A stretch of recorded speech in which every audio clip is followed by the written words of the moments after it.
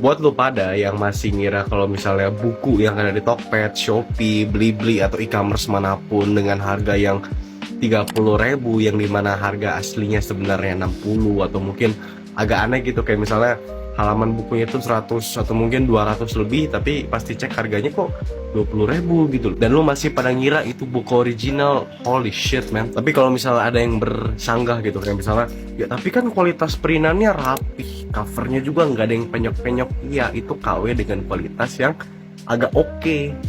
Lu tahu nggak sih, bajakan itu ya, itu kertasnya itu kagak pakai kertas, aduh, pembajakan itu biasanya pakai kertas fotokopi coy, kertas HPS yang agak bau biasanya itu.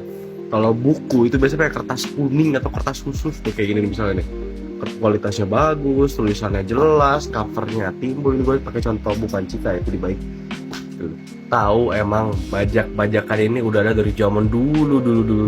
Cuman seharusnya government tuh sadar gitu, kalau misalnya semakin berkembangnya zaman, ya kan, demografi pembaca Indonesia juga makin tinggi juga. Kita lihat juga teman-teman, kalau misalnya Gen Z, kayak misalnya gua juga nih, dari zaman dulu sampai sekarang gue sih emang suka hobi baca buku dari kecil, dan begitupun kita lihat kawan-kawan Gen Z kita pun suka banget baca buku malahan.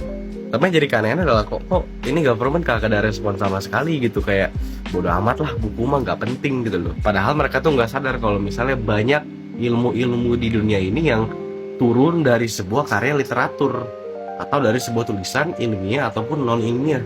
Cuman ya untuk ngarepin pemerintah nanggapin buku sih agak susah ya. Kita juga lihat kalau misalnya kemarin aja buku mau disita coy, buku disita, lu bayangin, cuma kertas tok